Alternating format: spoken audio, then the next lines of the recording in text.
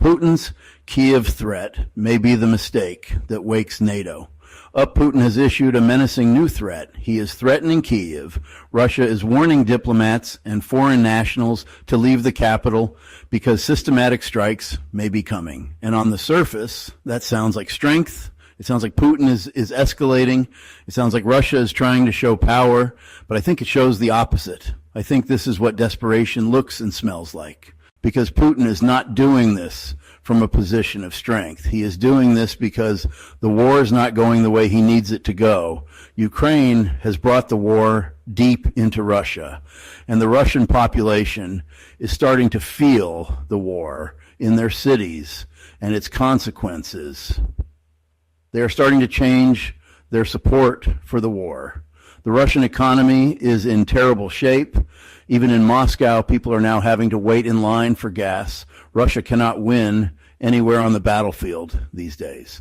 So now Putin reaches for the one thing Russia has used over and over again: terror, threats, missiles, drones, intimidation. And now the target is Kyiv. But Kyiv is not just another city. Kyiv is the capital. Kyiv is the political heart of Ukraine. Kyiv is the symbol of Ukrainian survival. When Putin threatens Kyiv, he is not just threatening buildings. He is trying to break the psychology of the war. He is trying to scare Ukraine, and he most definitely is trying to scare Europe. He is trying to tell diplomats, get out. This is not safe. Do not stand too close to Ukraine. That is the message. But here is the danger for Putin. He may be badly misreading NATO.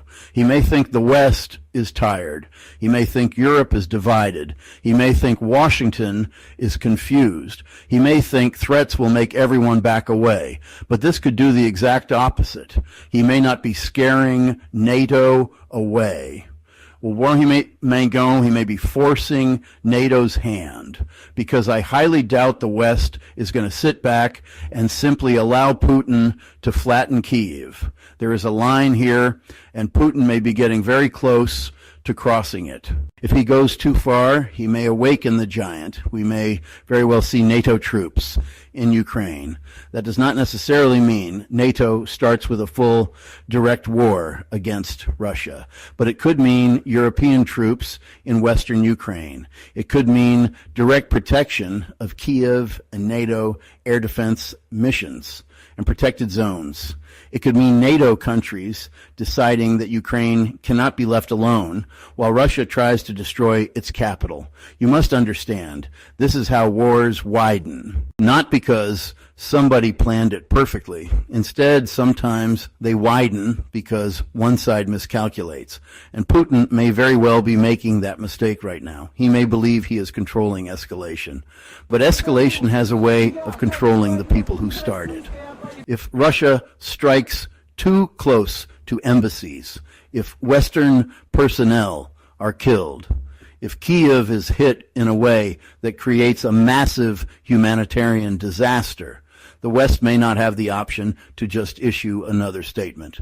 At some point, words are not enough. At some point, threats force action. And that is the risk Putin is creating. He thinks he is intimidating the West, but he may actually be waking the giant, and this is where the Russian mobilization issue matters. Putin has moved again to keep feeding this war. He is offering debt relief worth up to 10 million rubles, roughly $125,000, to new recruits and their families.